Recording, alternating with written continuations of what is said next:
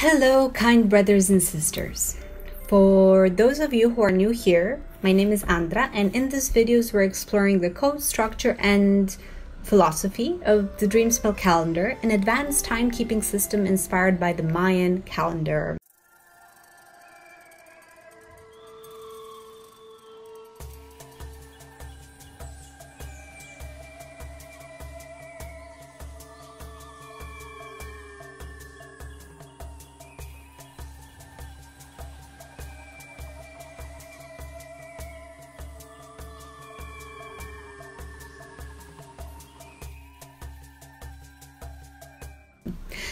So today is the Red Magnetic Dragon, the day that marks the beginning of a new Tzolkin spin.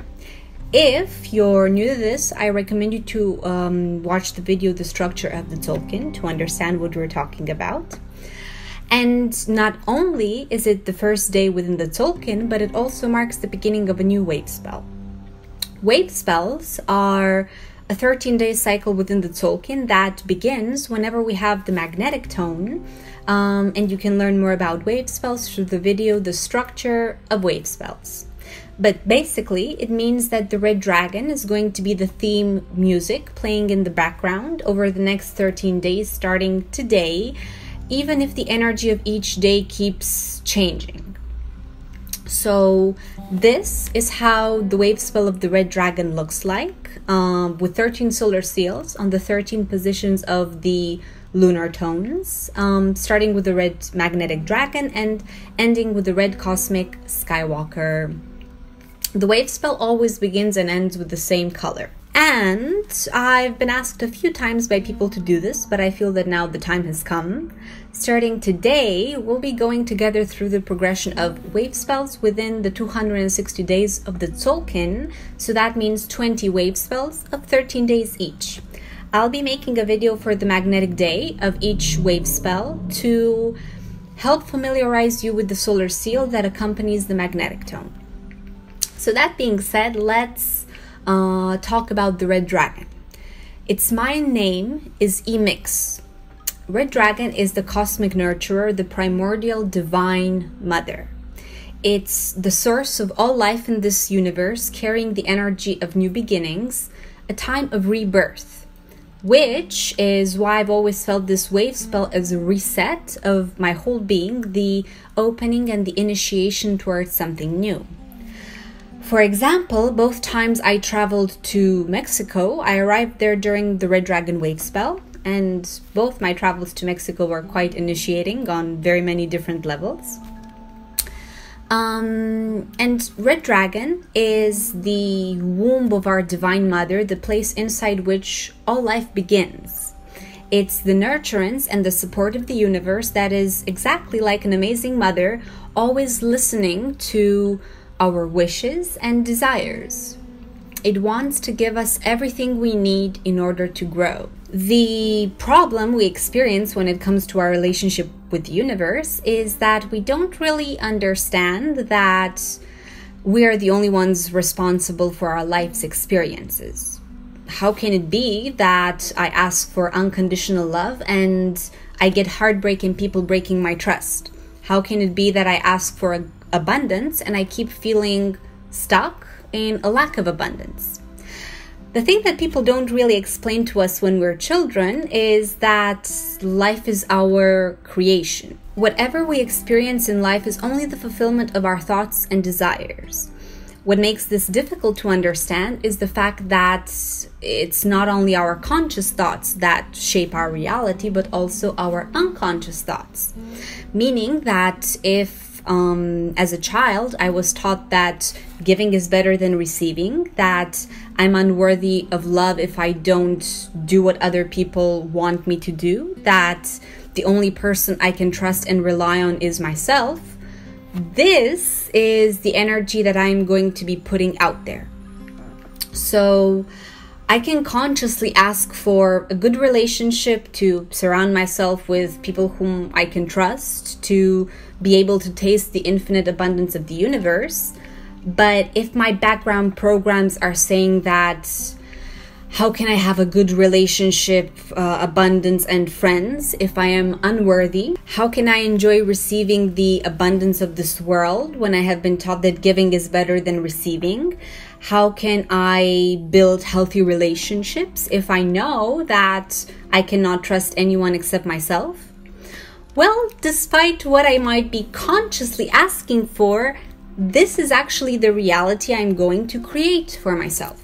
Because the unconscious mind has a much more bigger impact on our reality than our conscious mind. It's like the operating program that we are functioning on. And the signals that this operating program emits are much more powerful than the programs emitted by our conscious mind. So because of all of this, it's kind of hard for us to understand and to accept that life is our creation.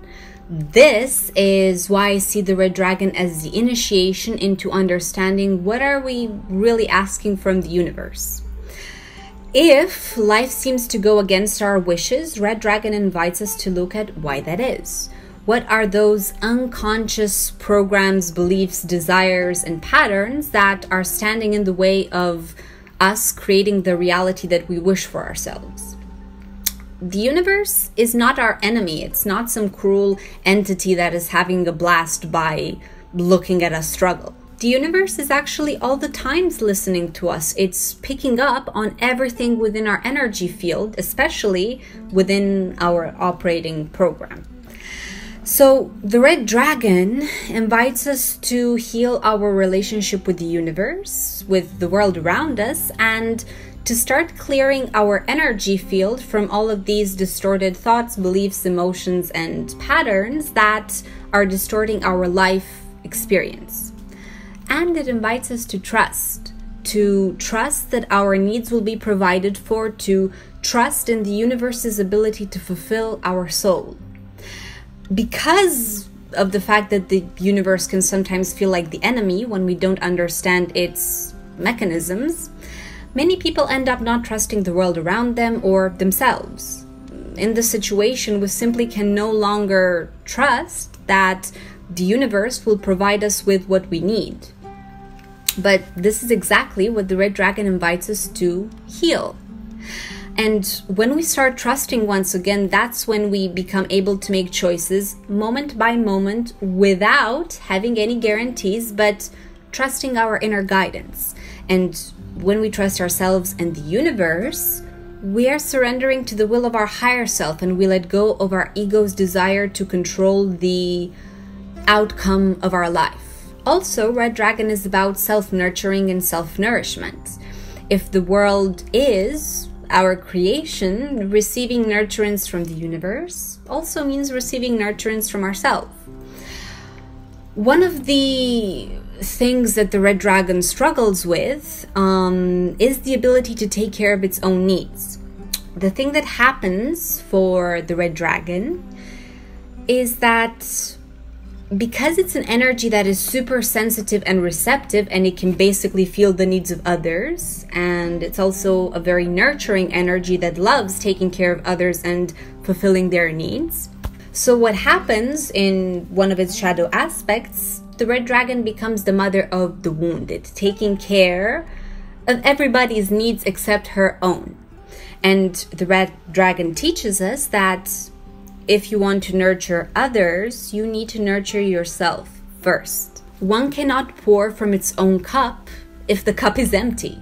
Yes, giving is a beautiful ideal that more people should aspire towards, but when the giving is accompanied by the I'm unworthy of being loved, so the only way I can make sure that I am loved is if I give myself away to become worthy of love, this means that we are going to end up giving ourselves away, exhausting ourselves, trying to do too much, and we completely forget about our own needs. Imagine a mother that doesn't eat well, doesn't sleep well, doesn't ask for help, doesn't take time for herself, doesn't do things that nourish her body, mind, and soul. That mother will soon have a breakdown. And the red dragon invites us to look at all of our needs, our physical, our mental, our emotional, and spiritual needs. And it helps us understand that only when we have given to ourselves everything that we need, only when our cup is filled with love and peace and happiness, can we truly and purely give to others. One of the programs that are playing out in our society that I find very toxic is that if you're giving to yourself, you're being selfish, which is completely false. This is a program designed to shame people into losing themselves in the desire to help others so that others can take advantage of them, because if we're not helping others, we're not being a good person. This was one of the programs that I had to work on really hard in order to eliminate, and I still have to sometimes remind myself not to fall into this program whenever I'm thinking about putting the needs of others before my own. I was the type of person that no matter how tired I was or not in the mood, I would never say no to someone who needed something, maybe not even from me. I would always sacrifice myself and what I wanted and what I needed in order to be able to accommodate others, always putting myself last. And to work through this, I had to go through the process of 1 year of doing only what I felt and wanted to do, with small exceptions. And friends that were used to me giving all the time were calling me selfish. And I was telling them, yes, I am, because I need to be, because all of my life I've spent thinking that I'm unworthy of receiving. All I know is how to give. But if I don't know how to receive, how can I truly give? Obviously, life is about finding this balance between giving and receiving. But now that I've passed through a whole year of giving to myself first, I find it easier to evaluate situations and say no to things that I would have normally said yes to, because, like I said, I felt that if I don't say yes, I'm being a bad person. So Red Dragon invites us to evaluate our relationship with giving and receiving. And it helps us open up to receive so that we can give from the fullness of our being. So I think that's kind of it for today. I could go on talking for a whole hour about the Red Dragon, especially because it's part of my Earth family, so I'm quite intimate with this archetype. But I'm trying to keep these videos short and with what I consider to be the most essential information. And if you don't know what Earth families are, you can check out the videos, the Earth families and the Earth families part 2. And take these 13 days within the Red Dragon Wavespell to explore your unconscious and conscious mind. What are you asking from the universe? And if you're not getting what you're asking for, why is that?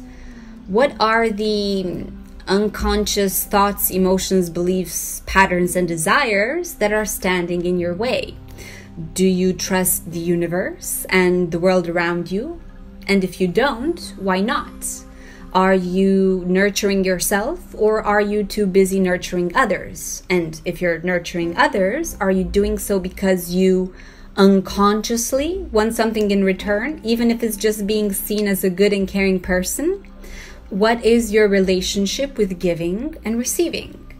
What do you need to feel fulfilled so that you can truly start giving to others? If you have any further questions about the Red Dragon or the Dreamspell, or if you want to discover more about yourself and the archetype that are influencing your being through a galactic signature decoding session, send me a message either on my Facebook page or on my email.